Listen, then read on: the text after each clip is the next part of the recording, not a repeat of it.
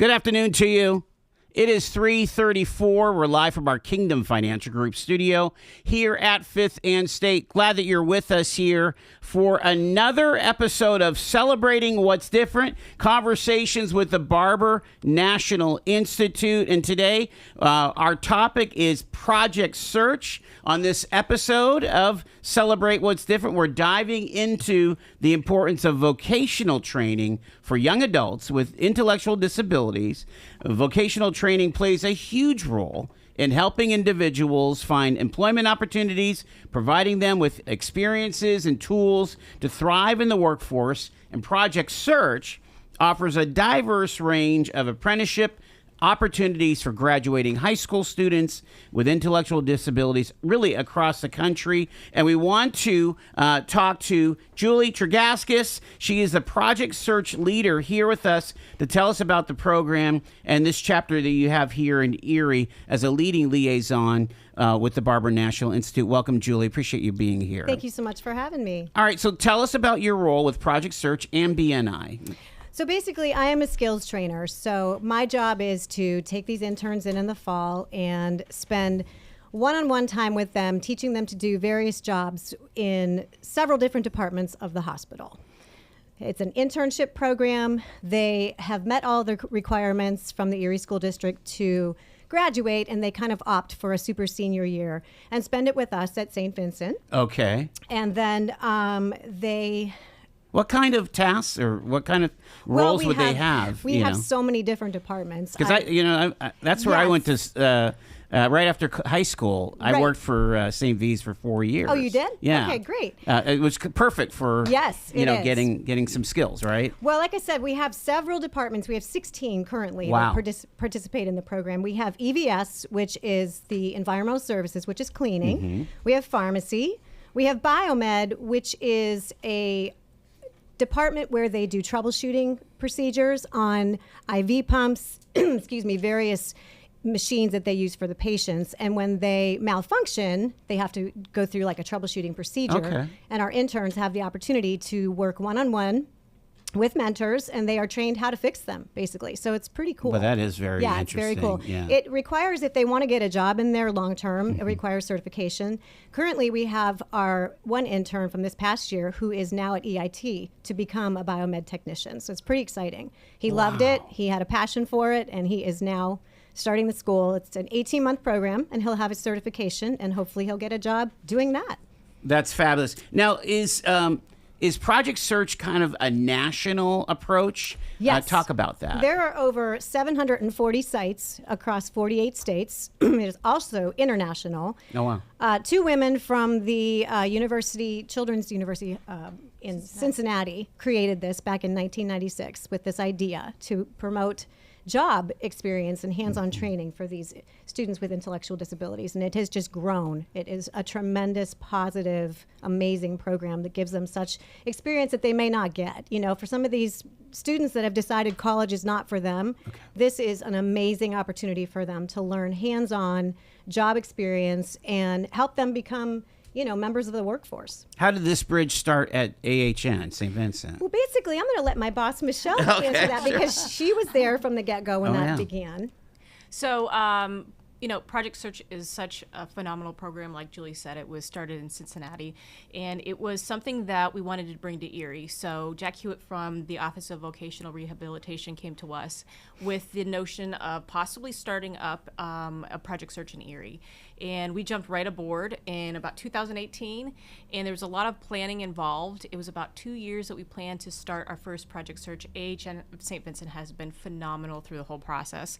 Wow. And we started the year of COVID. So it was quite an interesting first year. Yeah. So the kids not only were starting in these amazing internships and they were doing wonderful things, but they were also dealing with a lot of the COVID things that were happening in the hospitals. So it was a very successful year, tremendous year. And each year it grows bigger and bigger to where we are today with Julie. And we couldn't be happier with the program now. Talk about how many students are in the program and how it's grown. We've had 42 who have gone through the program over the last 5 years. So we started with 6, then it was up to 7. The last 3 years, we've had 9. And this year, we're starting our 6th year in the fall with 11. So it's our biggest class yet. So it is definitely growing, which is awesome. And is there like choice, or is there a skills assessment? I mean, how do you make those bridges come together? We do an assessment where we ask them their strengths and their weaknesses. You know, we spend a good 3 weeks with them. So when they start, they follow the Erie School District calendar school year. Okay. So when they start with us, they spend 3 weeks with us in the classroom, and it's pretty intense. We do a lot of, soft skills. We have one-on-one meetings with them. We ask them the things that they're interested in, and we get a good feel for what we think would be a good department for them. They do have 16 to choose from, and they get to pick 3. They are 10 weeks long each. Okay. And they really get, like we said, the hands-on experience. And sometimes when we sit down and we meet with them, and Braylon can attest to this, they were like, oh, I want to be in pharmacy. And we're like, okay, that's great. That's your first choice. Mm-hmm. Go ahead.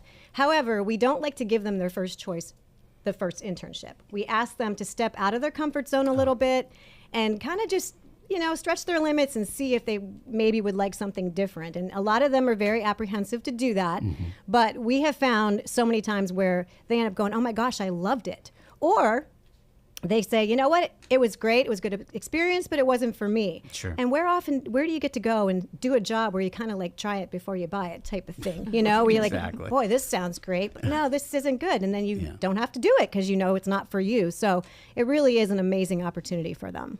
Talk about what you love about the program and maybe how it's impacted you. Well, I would probably be here for the rest of the day, so I wouldn't hold you guys. I absolutely love everything. It's so rewarding. First of all, they become your kids. You love them like I'm like a little mom. Sometimes a nagging mom too. Make sure you're here, make sure you're dressed right, and make sure you do this. But the camaraderie that you see, these guys come in, they don't know each other. Some of them do, but rarely they do. And you just see the positive rapport they build with each other. They cheer each other on. They help each other when they're struggling. They grow not only in their job skills, but just in their social skills. They mature. They just do like a 180 degrees from the time they come in August until they finish in May. It is a tremendous transformation. So that's one of the biggest, things that I love the most about it, and helping them being an integral part of helping them become a positive member of the workforce. So it's really gratifying. Yeah. The hardest part for me is saying goodbye to them. Right. That makes a lot of sense. We do have Braylon here, Braylon Easter. He's 19 years old from Erie High School. Braylon, welcome to the show. How did your family and you find out about Project Search? Through my administrator. Okay. Through the folks at Erie High. Yes, sir. And how do you feel like you grew from when you started through the finishing of the program? I grew a lot mentally and physically. I met a lot of good people in the program. I met a lot of friends, close friends, people that I work with a lot, family members like Miss Jolie. I learned a lot in the program. What did you end up doing? What were some of the things that you did? I did radiology for the 10 weeks. Then I did PCT on the eye floor. What PCT is? Patient care tech. Oh, okay. So you were doing direct care. Mm-hmm. That's pretty wild. Did you like that? Yeah, but I give it out to the PCTs. It is kind of hard. Yeah. But I give it to them. It's a fun job, but...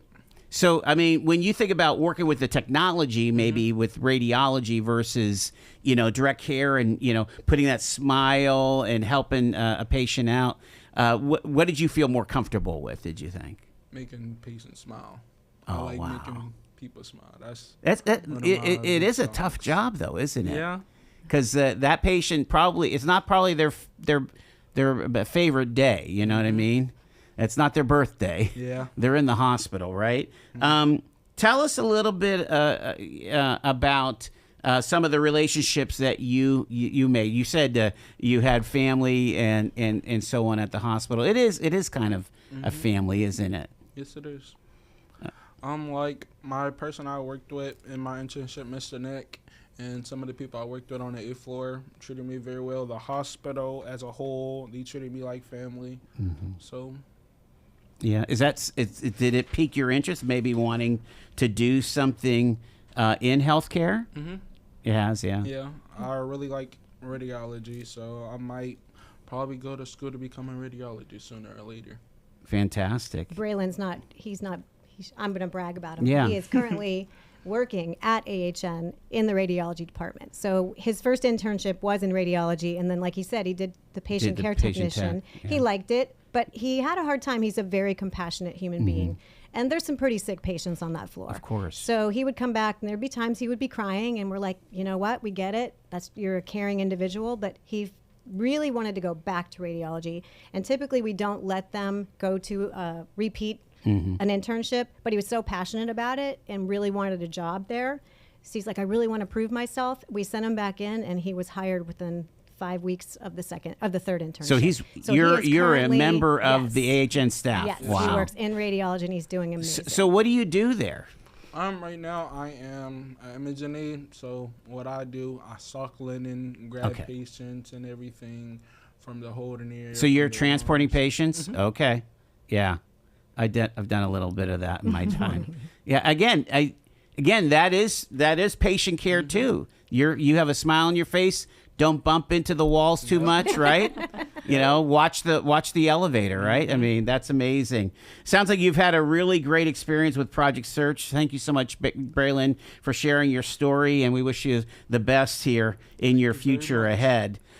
Next up here is Michelle Espicki. She's the Associate Director for Adult Day Services here in Erie. Let's talk about the alignment of Project Search and BNI's goals here, Michelle. Talk about, what occurs to you with all of that, Yeah, so again, when we heard about Project Search, the first thing that we thought of was what a great opportunity for some of these young kids to be able to go in and learn some skills they would need for the workforce. And Project Search has really just provided a good base for the kids when they graduate and they come onto our support and employment program. Now, some like Braylon will get hired. A lot of our individuals have gotten hired at St. Vincent, which is wonderful. It's great to see some of the old interns that are there.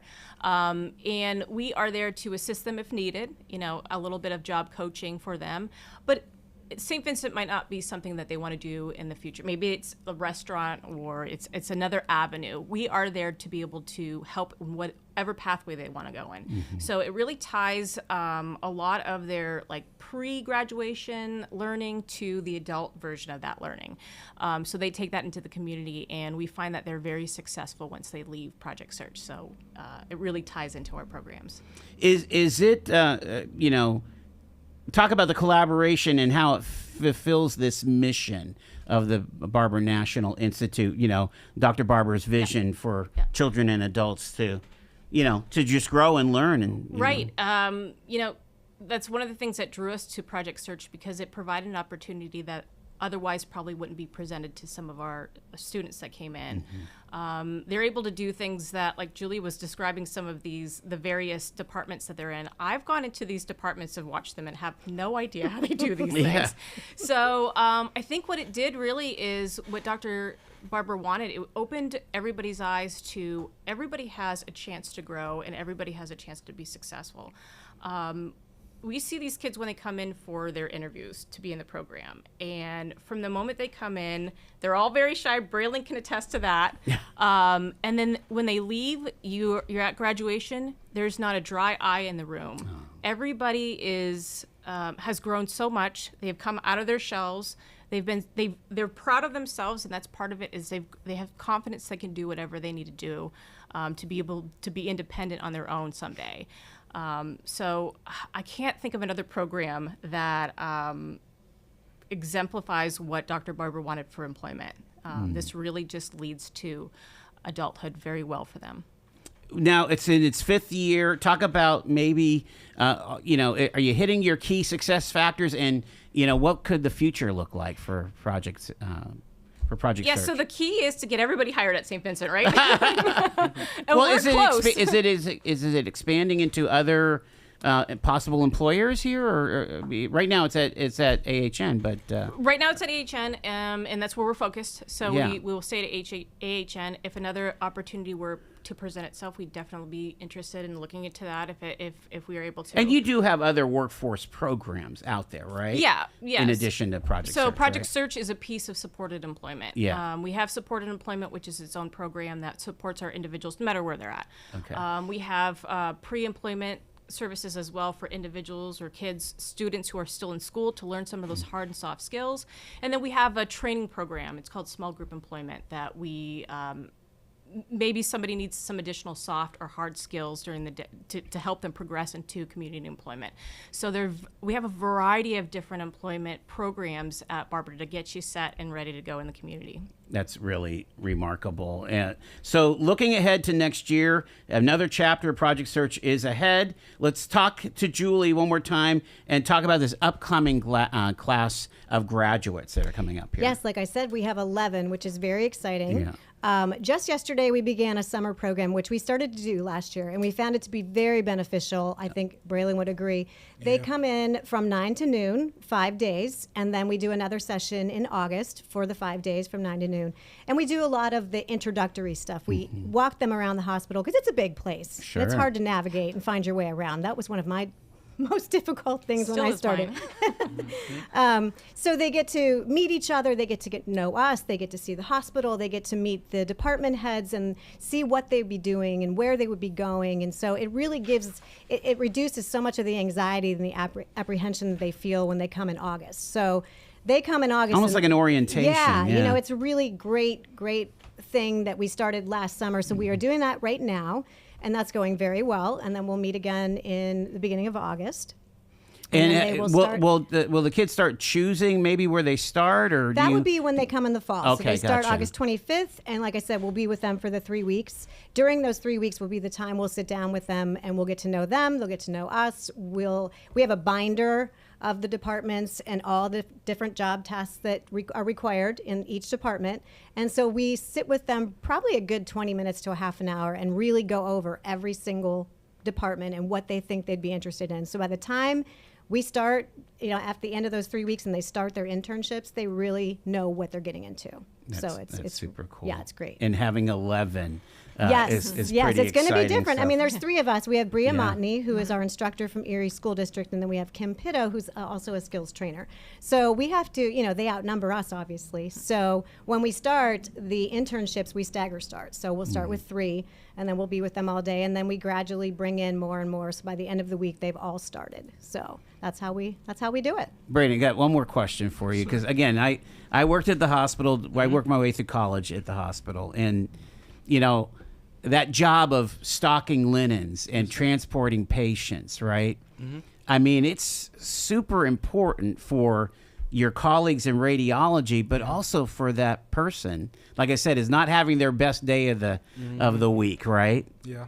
Does that make you feel good about that you're having that positive impact? Yeah, it make me feel better as a person. It make me, every single time I come into the hospital, I go in there with a smile on my face, because you never know. It might be somebody coming in there with very bad problems and they need the help. So I just come in there with a smile on my face to make their day ever better.